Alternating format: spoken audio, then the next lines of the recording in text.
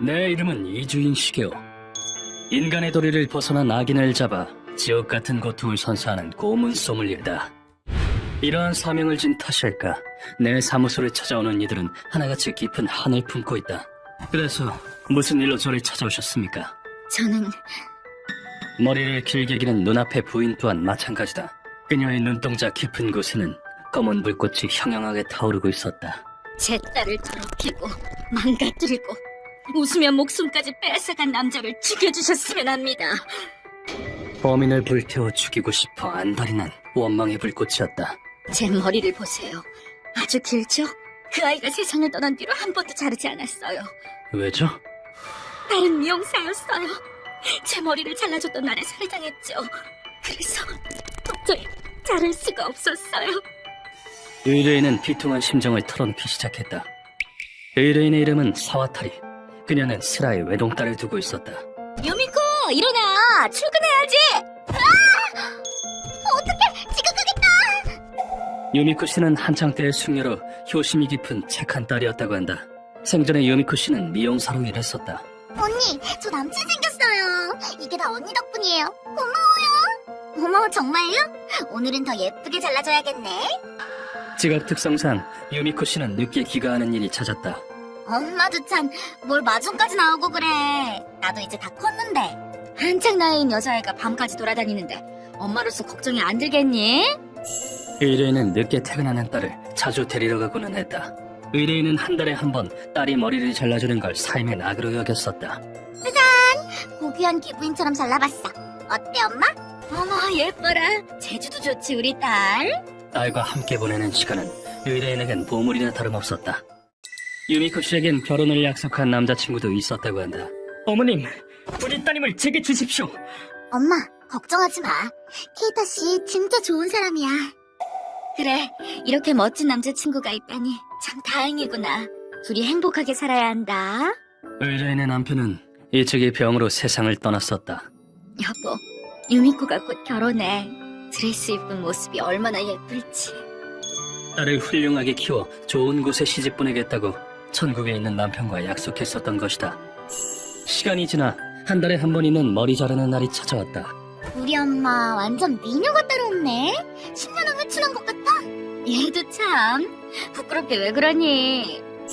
고맙다, 유미코. 마음에 쏙 드는구나. 설마 그것이 마지막이 되리라고는 상상도 못했었다. 오늘도 늦게 퇴근하지? 엄마가 데리러 갈까? 아니야, 괜찮아. 남자친구랑 저녁 먹기로 했거든. 어머, 그랬니? 데이트 잘하고 오렴. 그날 받아들이기 힘든 비극의 막이 열린 것이다. 밤 1시가 지나도록 딸은 집에 돌아오지 않았다. 얘가 왜 이렇게 늦지? 심지어 연락 한 통 없이. 두 사람 다 전화를 안 받아. 무슨 일 생겼나? 두 사람에게 전화를 걸어봤지만 한참 동안이나 전화는 연결되지 않았다. 잠들지 않고 기다리고 있자니 딸에게서 전화가 걸려왔다. 유미코, 너 지금 어디야? 미안해, 전화기 너머로 들려온 것은 꺼질 듯한 딸의 목소리와 케이타 씨의 비명이었다. 무슨 일이니? 유미코! 그걸 끝으로 전화는 다신 연결되지 않았다. 무슨 일이 생긴 게 틀림없었다. 의뢰인은 부랴부랴 경찰서로 달려갔다. 딸한테서 전화가 걸려오더니 비명이 들렸어요. 그리고 전화가 뚝 끊어졌어요. 알겠습니다. 자세한 사정을 들려주시겠습니까? 의뢰인의 비통한 호소에 경찰은 즉시 조사에 들어갔다. 하지만 실종된 지 2주가 지났는데도 두 사람은 발견되지 않았다. 유미코, 어디 있니? 유미코. 형사님, 제 딸은 아직 못 찾았나요? 네, 면목 없지만 조금만 더 기다려 주십시오. 살아도 산 것 같지가 않은 기분이었다. 경찰에게서 전화가 걸려온 것은 사건 발생 후 2달이 지났을 무렵이었다. 여보세요, 사와타리 씨 되십니까? 네. 상상도 하지 못한 비보가 의뢰인에게 전해졌다. 사와타리 씨의 따님으로 추정되는 시신이 발견되었습니다. 네? 일행인 남성분의 시신도 바로 옆에서 발견됐습니다. 두 사람이 사망했다는 소식이었다. 믿고 싶지 않았다. 하지만 현실은 잔혹하기 그지없었다.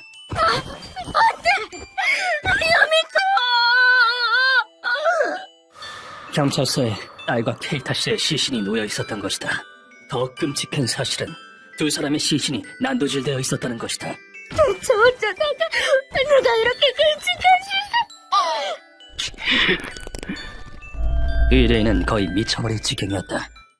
두 사람이 발견된 장소는 사람! 번화가 뒷골목에 위치한 쓰레기장이었다. 이런 말씀드리기 참 그렇습니다만 시신들은 음식물 쓰레기와 같은 오물과 함께 5개의 봉투에 나뉜 채로 버려져 있었습니다. 뭐라고요?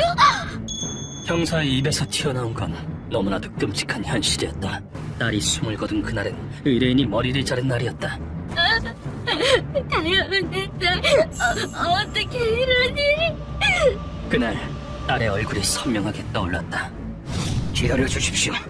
범인은 반드시 체포하겠습니다. 꼭 좀 부탁드립니다.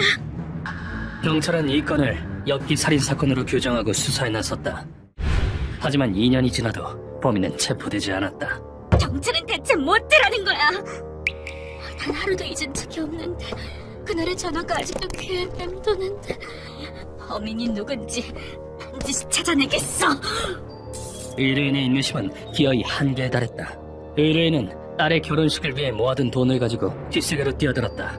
사건을 조사해달라고? 좋아. 선수금 30만 원만 주면 내 알아봐 주지. 알겠습니다. 사소한 거라도 좋으니 꼭 좀 알려주세요. 경찰의 수사가 지지부진한 상황에서 그나마 기댈 만한 건 뒷세계의 정보뿐이었으니까. 하지만 뒷세계 인간에게 평범한 주부는 그저 먹잇감에 불과했다. 30만 원만 더 있으면 범인을 알아낼 수 있을 것 같은데. 정말인가요? 그럼 여기 이게 아주머니 상대로 사기를 치네. 확 회쳐버릴까 보다. 그런데 그때 두 청년이 의뢰인의 앞에 나타났다. 그중 한 명은 마치 맹수 같은 광기를 지니고 있었다. 받아라. 전설의 사나이 사코에게 직접 전수받은 얼굴 찍기! 아니, 전 그런 거 가르친 적 없는데요. 그리고 다른 한 명에게서는 무어라 형언하기 힘든 귀여운 분위기가 느껴졌었다고. 자, 여기 돈 돌려줄게. 저놈 지갑에서 빼낸 돈도 좀 넣었어. 아니 그냥 제 것만 돌려주셔도 되는데. 이 주변은 질 나쁜 놈들이 있어서 위험해요. 도움이 필요하시다면 말씀하세요. 제가 도와드릴게요. 왜, 사코? 나랑 놀자. 의뢰인은 그발의 청년에게 사정을 털어놓았다. 그러자 청년은 한 술집으로 의뢰인을 데려갔는데 그곳의 마담이 코쿠인가에서 명물로 통한다는 것이었다. 여기 마담이 대단한 정보통이거든요. 뭔가 알고 있을지도 몰라요. 의뢰인이 가게로 들어서자마자 마담이 입을 열었다. 어서와요, 사타리씨. 따님의 사건은 정말 유감이에요. 그 말에 의뢰인은 놀라지 않을 수 없었다. 마담이 말하길 의뢰인의 사건은 업계에서도 많은 얘기가 나돌았었다고 한다. 딸을 살해한 범인을 찾는 사연 있는 녀석.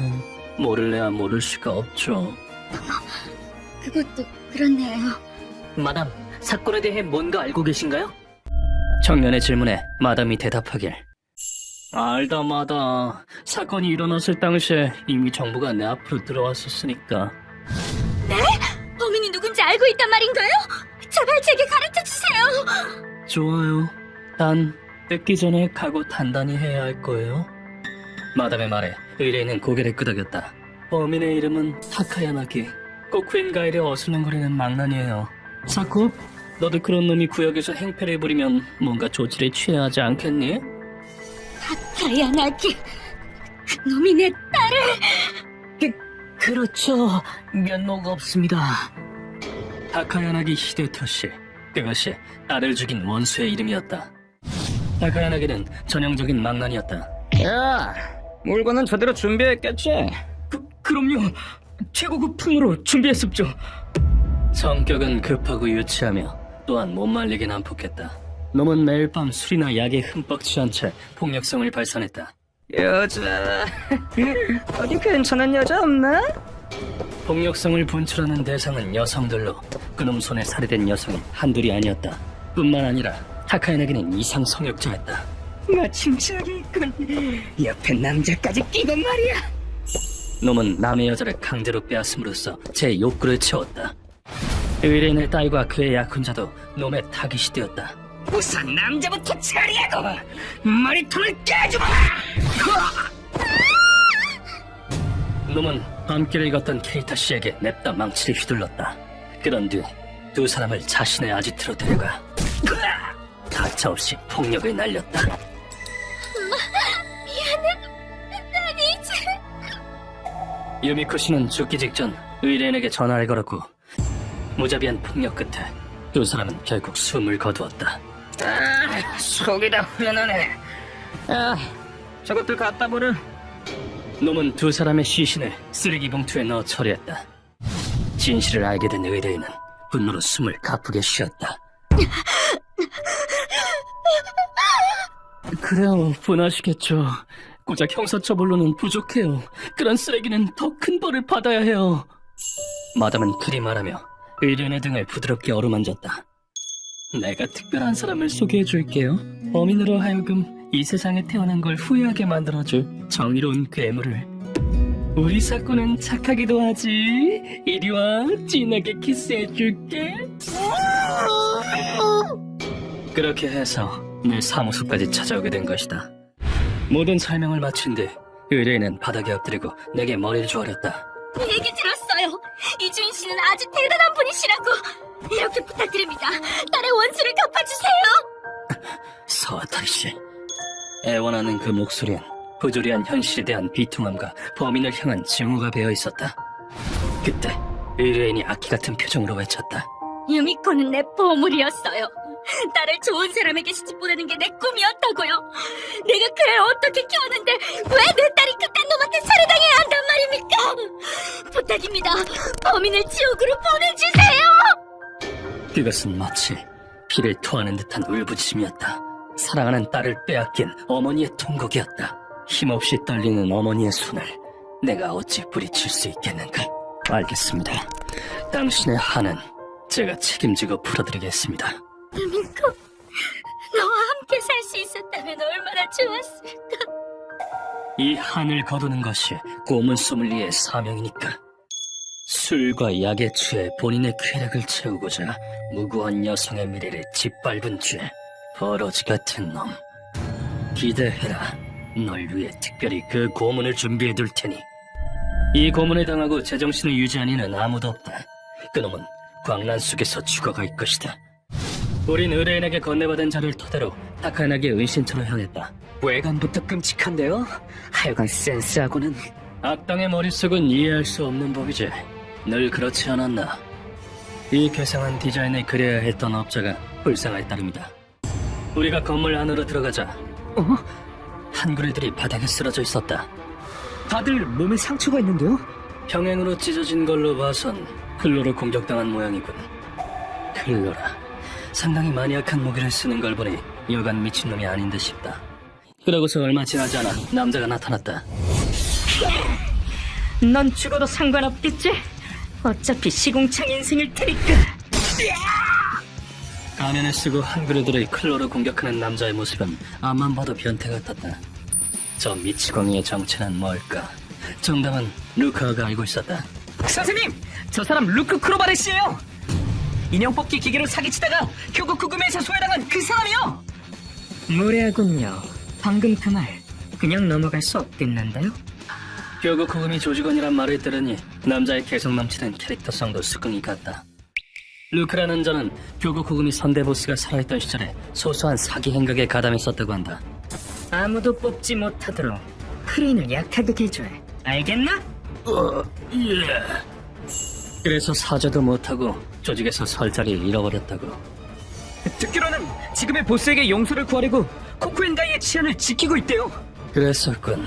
이거 일이 귀찮게 되었다. 그런데 루크가 나를 보고는 찔에 겁먹은 표정을 지었다. 당신은 고문 소믈리에 이주인 시게오. 날 알고 있나? 내 얼굴도 뒷세계에서 꽤나 알려진 모양이다. 나로선 그다지 달가운 일은 아니지만. 설마 날 잡으러 온 건가? 난 그냥 크레인만 약하게 개조한 게 다야. 염려 마라. 우리의 표적은 네가 아니라 이 집에 사는 사람이니까. 암만 그래도 그런 사소한 일로 고문까지는 안 해요. 우리의 대답을 듣고 루크가 안도의 숨을 내쉬었다. 이만하면 놈도 알아들었을 테지만 혹시 모르니 단단히 일러두기로 했다. 네가 얼마... 그럼 제가 깨우죠. 리헤이는 전 세계의 독충에 정통한 스페셜리스트다. 그런 리헤이가 꺼낸 것은 이 아이는 암입니다. 세계에서 가장 큰 진해, 페르비안 자이언트 진우다. 소녀의 자극적인 키스랍시다. 어떠신지. 뱀마저도 죽이는 진해에 물린 타카나기가 추억에 몸부림치며 잠에서 깨어났다. 눈 뜨자마자 놈은 생날릴 피웠다. 그 커다란 지네는 뭐야? 오지마! 오지 말라고! 이런, 이 아이가 마음에 안 드나 봐요. 그 어떤 악인일지라도 나는 묻는다. 그것이 나의 신조니까. 2년 전, 넌 술과 약에 취해 아무 죄 없는 남녀를 학대하고 끝내 살해했다. 무슨 소리야? 두 사람은 결혼을 앞두고 있었다. 피해자와 유족에게 죄스럽지도 않은가? 죄스럽긴 웃기지도 않는 소리. 남의 여자 빼앗는 게 얼마나 짜릿한 일인데 살려달라고 애원하는 꼴이 그렇게 웃길 수가 없다니까. 대체 뭘까 이놈은? 정녕 인간이 맞는 건가? 이렇게까지 썩어빠진 쓰레기는 또 오랜만이다. 너 같은 건 이를 모조리 부러뜨려야 돼. 그렇다면 나도 사정 봐주지 않고 잔혹하게 구는 수밖에. 머릿속에 자기 욕구밖에 안 들어있다니. 리헤이, 루카와 시작한다. 그러죠. 우리 애들도 배가 많이 고플 테니.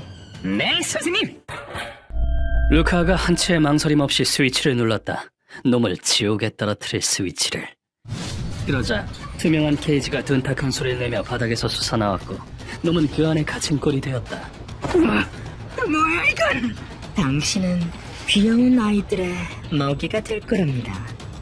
갑작스레 벌어진 일에 놈이 악을 질러댔지만 얼마 지나지 않아 소리칠 여유마저 사라졌다. 왜냐면 무수한 습격자들이 놈을 잡아먹기 위해 달려들었기 때문이다. 먹이라!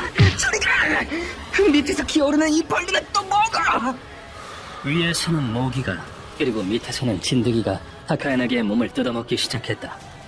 과거 동유럽이나 러시아에서는 죄인을 숲에 나무에 묶어놓은 형벌이 있었다고 한다.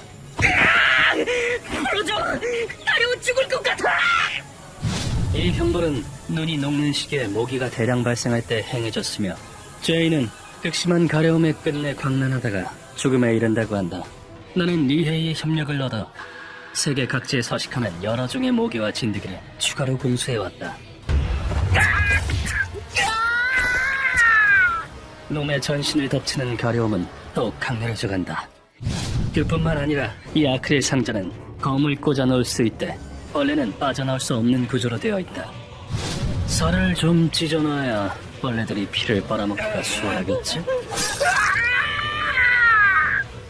진드기가 상처를 통해 몸에 침입하는 느낌은 그 무엇보다도 끔찍하리라. 당연한 병사라도 한나절이면 정신이 나가 사망하게 되는 가혹한 고문이다. 가려워, 제발 몸 좀 끊게 해줘! 살려줘! 살려줘! 타카야나기는 1시간도 채 지나지 않아 미친 듯이 살려달라 애원했다. 그 말을 듣고 우린 배를 잡고 복수했다. 들었어 리헤이? 우리더러 살려달라는데. 물론 들었죠. 정말 웃음네요. 웃겨. 왜 웃어? 타카야나기는 그런 우리를 보고 당황한 기색이었다. 아까 네가 그러지 않았나? 살려달라고 애원하는 꼴이 웃기기 짝이 없다고. 웃으면 네 몸을 갈갈이 찢어주지. 온몸의 피를 벌레에게 빨아먹히며 죽어라. 그 후 12시간 정도가 지나 놈은 광기 어린 표정을 지은 채 사망했다. 이리하여 이번 의뢰는 마무리되었다. 세상에 악인이 이리도 많은데 나는 너무나도 무력하구나. 그렇지 않아요. 당신은 절망에 빠진 사람들의 한 줄기 빛이에요. 이로써 의뢰인이 다시 앞으로 나아갈 수 있다면 이 행위는 분명 의미가 있을 것이다.